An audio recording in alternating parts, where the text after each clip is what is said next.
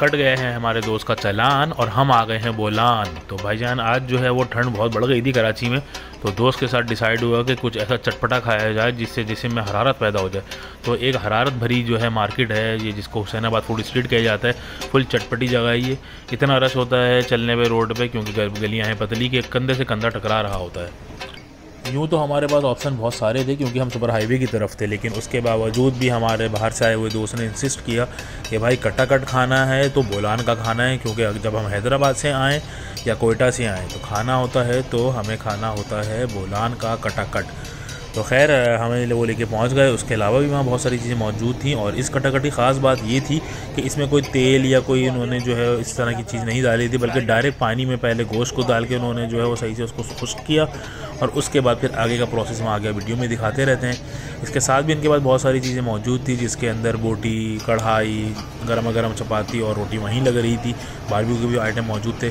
अभी देख सकते हैं आप, सर्दी की हवा हो, सर्दी की फ़िज़ा हो कराची में जो कम आती है, और उसमें ये नज़ारा ऐसा लुत्फ़ अंदोज़ दे रहा था। इस धुएँ को अगर आप फील कर सकें जब इसमें मसाला डल रहा था, जो खुशबू उठ रही थी, और वहाँ खड़े होकर लाइव बनते देखने का अलग ही मज़ा था।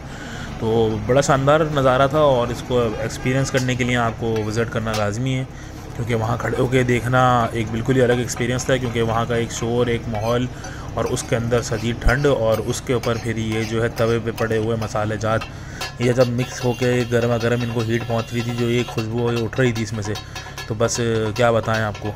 बहुत सारे लोग तो देखें खड़े होकर खुशबू का भी लुत्फ़ सामने ले रहे थे धूप में। धुआं खा रहे हैं बिल्कुल फ्रंट से खड़े होकर।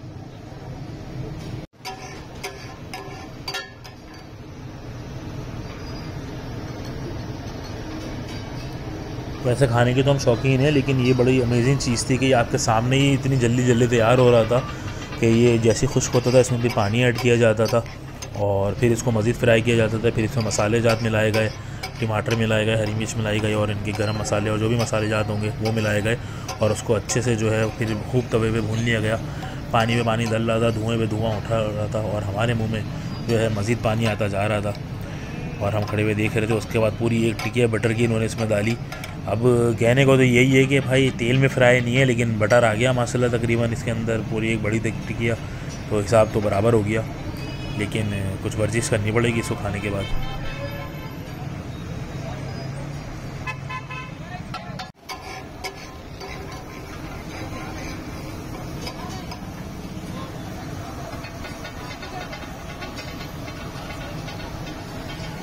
आपको देखने से भी अंदाज़ा हो रहा होगा जिस तरह मैं वीडियो बना रहा हूँ कि मुझे उसको देखने में ही कितना मज़ा आ रहा था, कि बड़ा दिलचस्प सा एक था। और क्योंकि मेरा पहला एक्सपीरियंस है, इससे पहले ये चीज़ हमने खाई नहीं थी, क्योंकि हमारे घर में भी नहीं खाई जाती, और सिर्फ कलेजी जो है वो ईद पे बन रही होती है, और मोस्टली कराची में खास इस तरह होता है।